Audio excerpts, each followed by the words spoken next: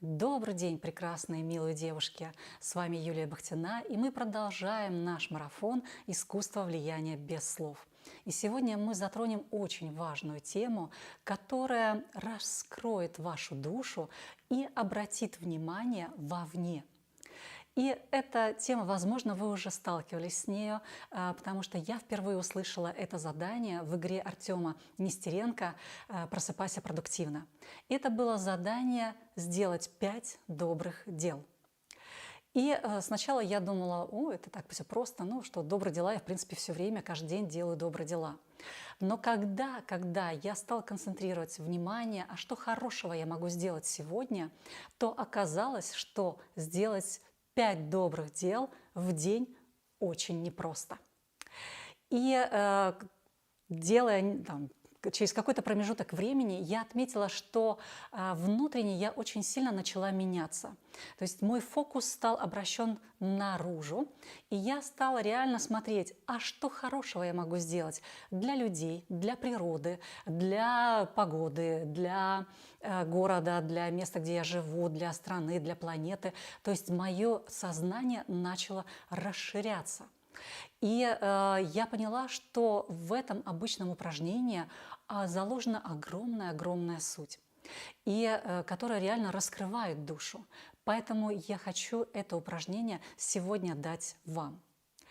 И один из моментов, который я отметила, что внутреннее мое психологическое состояние стало более спокойным, потому что если раньше кто-то меня просил о какой-то помощи, то это меня могло раздражать, потому что это было или не вовремя, или люди меня отвлекали, или там еще что-то. То есть я всегда находила причину для раздражения. Сейчас же, если кто-то просит меня о помощи, то для меня это просто подарок, потому что тогда я смогу быстро выполнить свои 5 добрых дел. Так скажем, выполнить план, одно дело уже сделано.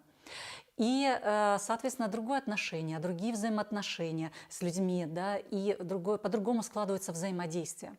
И не так давно произошла интересная ситуация, которая еще больше расширила, так скажем, мою душу и показала, что в любых ситуациях и даже в таком процессе, как выполнение добрых дела, можно получить свои еще дополнительные бонусы.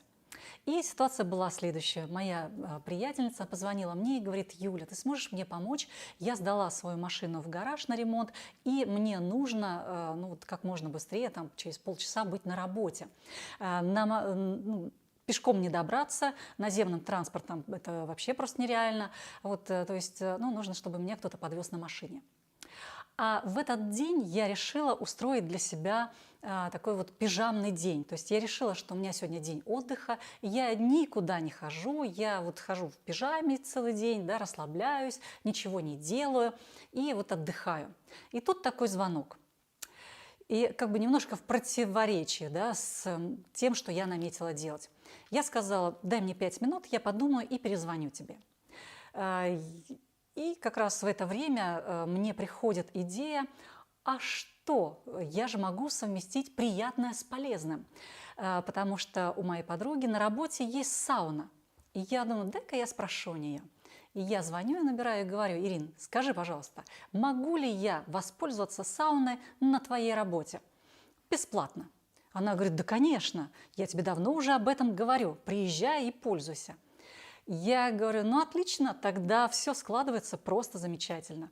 В итоге я совершила доброе дело, и мой план по расслаблению и отдыху, он оказался перевыполнен. Я не только отдохнула, ничего не делала, я еще расслабилась в сауне и получила истинное удовольствие от всех процессов.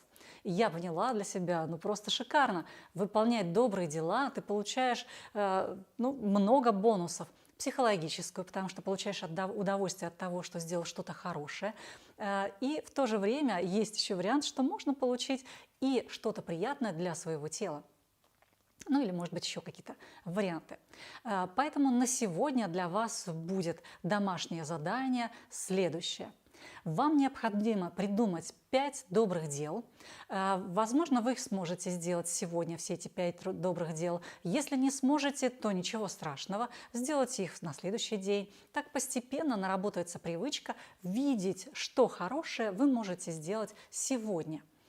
И поделитесь этим в отчете. Если вы уже сделали добрые дела, то напишите о ваших результатах, о ваших ощущениях и как реагировали люди. Удалось ли вам получить удовольствие от того, что вы выполнили данное доброе дело. Ну и, может быть, напишите также в отчете вообще ваше отношение к данному процессу, выполнению добрых дел, как некий график даже, не спонтанно, да, а вот ежедневно, как некий план. А что хорошего я могу сделать сегодня? И так каждый день. Поделитесь вашими осознаниями, вашими ощущениями, наработками и результатами. Ну а мы увидимся с вами завтра. И у нас будет новое задание и новая проработка. До скорой встречи. С вами была Юлия Бахтина.